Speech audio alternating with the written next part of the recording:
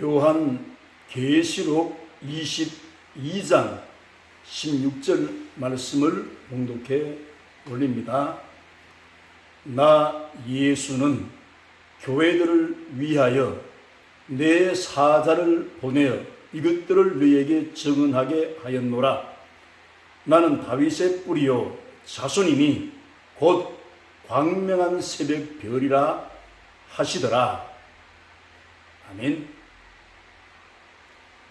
영원하신 하늘 서타 예수님이라는 제목으로 말씀의 은혜를 함께 나누고자 합니다. 먼저 본문 말씀에 광명한 새벽 별이신 예수님에 대해서 첫 번째 말씀을 드리고, 예수님의 제자 가운데 요한과 바울의 그 삶에 대해서 함께 생각해 보도록 하겠습니다. 첫 번째, 예수님은 자신을 광명한 새벽 별이라고 본문에 말씀했습니다. 나 예수는 교회들을 위하여 내 사자를 보내어 이것들을 너희에게 증언하게 하였노라. 나는 다윗의 뿌리요 자손이니 곧 광명한 새벽 별이라. 예수님께서 물질이라고 하는 그러한 표현이 아니라 여기엔 상징적인 의미를 말씀하고 계시는 겁니다. 유대 나라가 2000년 전에 흑암이 가리우듯이 예수님을 알아보지 못하고 만왕의 왕이요 천지 창조주이시고 죄 없으신 하나님의 아들이 유대 나라에 오셨지만 그들은 그 예수님을 메시아로 영접하지 않았습니다. 소수의 무리만 예수님을 구주로 믿게 되었습니다. 그래서 첫 번째 말씀드릴 것이 예수님은 자신을 광명한 새벽이라고 소개했다는 것입니다. 마가복음 14장 61절로 62절의 말씀에 예수님께서 구속사를 이루실 때 예수님은 죄가 없으시지만 유대 백성들이 예수님을 고소해서 대제사장의 신문을 받게 합니다. 그 내용을 이렇게 기록하고 있습니다. 대제사장이 다시 물어 이르되 네가 찬송받을 이의 아들 그리스도냐? 62절에 마가복음 14장 62절 예수께서 이르시되 내가 금이라 인자가 권능자의 우편에 앉은 것과 하늘 구름을 타고 오는 것을 너희가 보리라 하시니 63절에 대제사장이 자기 옷을 찢으며 이르되 우리가 어찌 더 증인을 요구하리요? 그 신성 모독하는 말을 너희가 들었도다. 너희는 어떻게 생각하느냐 하니 그들이 다 예수를 사형에 해당한 자로 정죄하고 어떤 사람은 그에게 침을 뱉으며 그의 얼굴을 가리고 주먹으로 치며 이르되 선지자 노릇을 하라 하고 하인들은 손바닥으로 치더라. 하나님을 이들은 이렇게 대우하게 된 것은 그들의 눈이 가리워서 영적으로 무지해서 예수님을 메시아로 알아보지 못했기 때문에, 그래서 예수님은 짙은 어둠이 지나간 후에 광명한 태양이 떠오르듯이 그 어둠 속에 새벽별과 같이 빛나는 사역을 하셨습니다마는 유대 백성들이 예수님의 그 사역을 이해하지 못했다는 것을 증명하는 것입니다. 예수님께서 십자가에 매달리실 때도 누가복음 23장 33절로 34절에 해골이라 하는 곳에 이르러 거기서 예수를 십자가에 못 박고 두 행악자도 그렇게 하니 하나는 우편에 하나는 좌편에 있더라. 34절에 이에 예수께서 이르시되 아버지 저들을 사하여 주옵소서. 자기들이 하는 것을 알지 못함이니이다 하시더라. 이렇게 말씀하고 있습니다. 예수님은 무지해서 예수님을 알지 못하는 십자가에 못 박는 무리를 향해서 하나님의 사랑을 가지고 이들을 구원하러 오셨고 용서하러 오셨기 때문에 메시아의 모습을 아낌없이 보여주십니다. 그래서 저들의 죄를 사하여 주옵소서. 자기들이 지금 십자가에 못 박는 일을 그들이 알지 못함이니라, 이렇게 예수님은 말씀하고 계십니다. 그래서 예수님은 어둠 가운데 새벽별처럼 빛나는 존재로 나타나셔서 십자가에 죽으시고 3일 만에 부활하셔서 그 다음에 하늘에 올리우셨는데 그의 사역이 이렇게 마감되었습니다. 그래서 이 사역의 내용을 보면 영원토록 찬송과 존귀와 영광을 받으실 오직 한 분이신 예수 그리스도께서는 영원한 지지 않는 별 하늘스타라는 것을 우리는 인식하고 그 예수님을 존경하고 그 앞에 우리가 무릎을 꿇고 영원토록 찬양할 예수님은 바로 하나님이시라는 사실을 우리는 기억해야 할 것입니다. 두 번째는 사도 요한 속에 들어오신 광명한 새벽 별이신 예수님에 대해서 말씀을 드리고자 합니다. 예수님의 제자 요한은 3년 반 동안 예수님의 사역을 할 때 따라다녔습니다.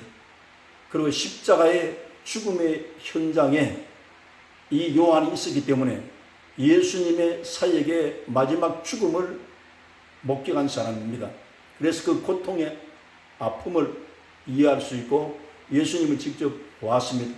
그런 또 예수님의 가슴에 기대어 본 적도 있습니다.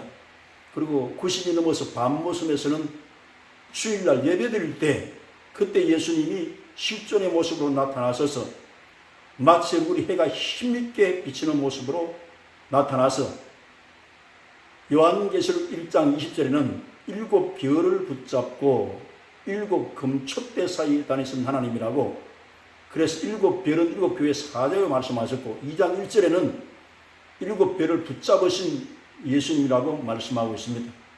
그러면 요한도 예수님이 붙들고 계신 그와 같은 하나님의 사자였는데 사도로서 부름을 받아서 십자가 위에서 예수님께서 그 사형틀에 매어 달렸을 때 그때 마리아라고는 육신의 모친에게 이렇게 말씀합니다.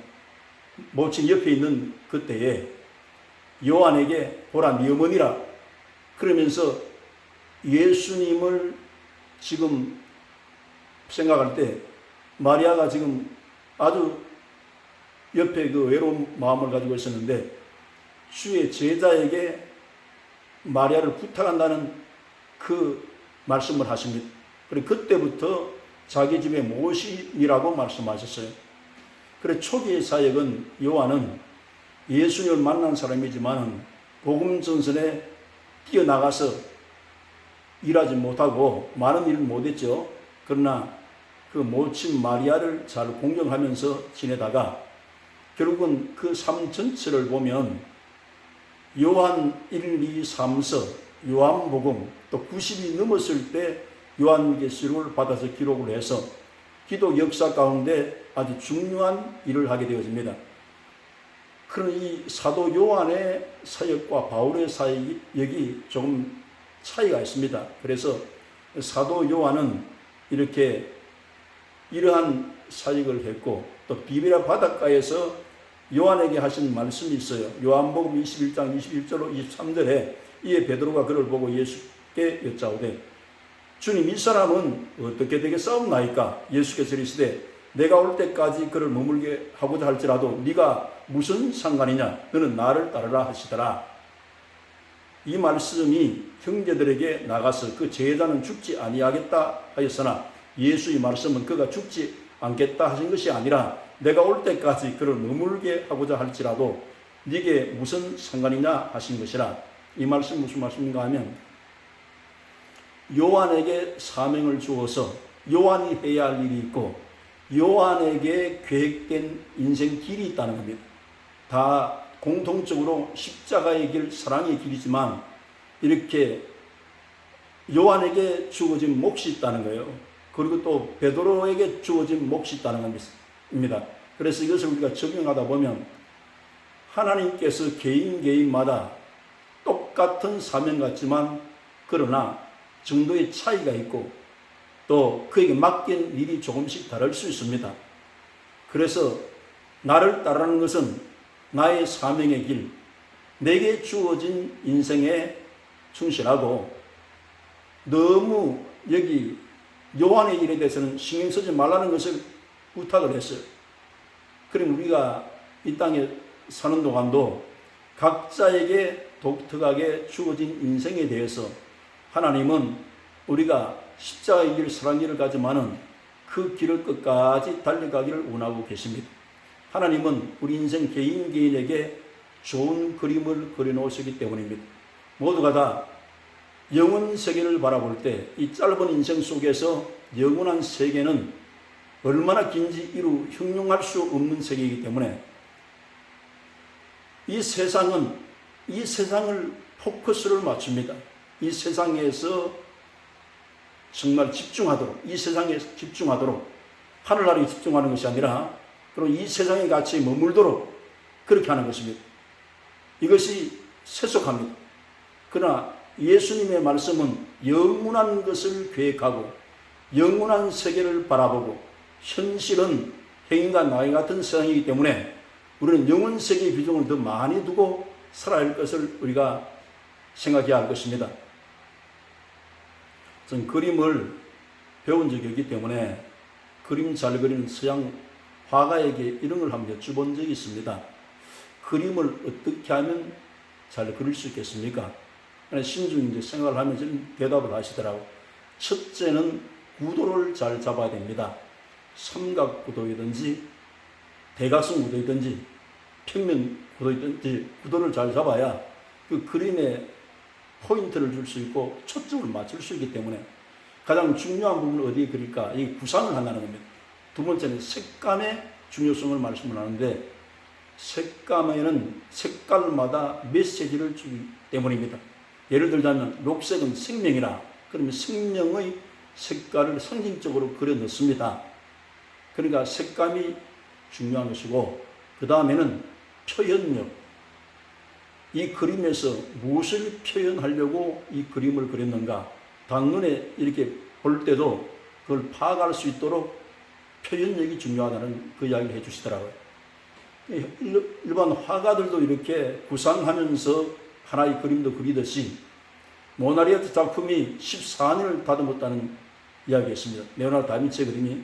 그러면 한 작품이라도 제대로 이렇게 세계적인 명화가 되려면 신경을 써서 오랜 시간을 투자하는데 우리 인생이 이 땅에 와서 하나님이 우리의 인생의 화가가 되어서 인생을 구상하고 작정해서 그 계획을 이루어갈 때 영원한 세계는 위대한 글작품을 떠내기 위한 개인마다 아주 좋은 작품을 만들기 위한 하나님의 계획이 계시다는 거예요. 그리고 영원세계에 딱 들어가면 이 세상이 얼마나 짧은 인생인 것을 실감하게 되어집니다. 거기는 눈물도 근심도 걱정도 탄식이 없고 질병이 없고 온전히 건강하고 밝고 맑고 환한 세계이기 때문에 영원히 평화로운 세계 속에서 우리가 이 땅에서 신앙의 추억을 만들 수 있도록 하나님과 인간 사이에서 그래서 요한의 그 신앙 내용을 보면 예수님을 사랑하기 때문에 사역도 사랑하고 예수님의 뜻을 사랑하고 또 그게 맡긴 양떼들을 사랑하기 때문에 그 일을 진행했다고 하는 것입니다. 복음사의 일을. 그래서 그 내용을 보면 사랑의 작품입니다.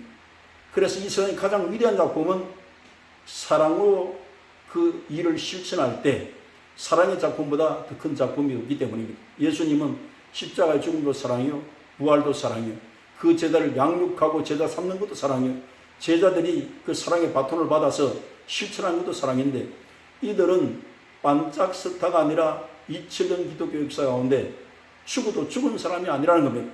사랑을 가지고 한평생을 살았기 때문에 예수님 만나고 사랑의 사도가 되었습니다. 이것은 위대한 변화입니다. 그래서 예수님을 바로 만난 사람들은 사랑의 길, 십자가의 길을 가면서 하나님께서 이는 영원한 나의 별이다 이렇게 인정해 주시는 겁니다. 세 번째는 사도 바울의 예를 한번 들어보겠습니다. 사도 바울 속에 들어오신 예수님, 광명한 새벽별이신 예수님에 대해서 말씀을 드려보겠습니다. 사도 바울은 자기 고백을 했어요. 나는 내 속에 예수님이 들어오셨다. 예수님이 들어오셔서 실직도 함께 맡으시고 바울의 몸속에 예수님이 들어오셨지만 육체는 바울의 육체지만 그 사상과 뜻과 하나님을 사랑하기 때문에 예수님을 사랑하기 때문에 채찍을 맞은 것 아닙니까? 그래서 유대인에게 40에 하나 감한매를 5번 맞았다. 왜 맞았습니까? 맞은 이유가 있을 거 아니에요. 이스라엘 선민의식을 가지고 율법을 지켜서 구원받겠다고 하는 이런 작정한 유대교회에서 복음이 전파될 때 이방인들도 믿으면 구원을 받는다. 복음으로서 그 복음 소식을 듣고 행위 계약이 아니라 바로 믿음의 계약으로 하나님 자녀가 된다. 그러니까 이스라엘 선민의식을 깨뜨린다 이겁니다. 이방인도 동일시한다 이 말입니다. 그 율법을 통과하지 않고도 구원받는 게 있을 수가 없다. 그래서 바울을 박해해서 그 일을 하지 말라고 이렇게 40나라 감화매를 첫 번째 때린 것 아닙니까? 5번 때리다고 말씀했어요. 그러니까 고린도후서 11장 24절로 25절에 그렇게 기록되어 있습니다. 그러면 이 바울이 그 사역을 멈췄느냐? 사랑하기 때문에 유대인을 사랑하고 예수님을 사랑하고 영혼을 사랑하고 교회를 사랑하기 때문에 사랑 때문에 멈출 수가 없었습니다. 그럼 목숨을 내놓고라도 사랑하는 그러한 은혜를 입었기 때문에 성령께서 그 매를 맞도록 도와주셨다고 보는 겁니다. 예수님이 바울 속에서 맞았다고 보는 것입니다. 두 번째도 40나라 감한매를 또 맞아요. 5번까지 맞아요.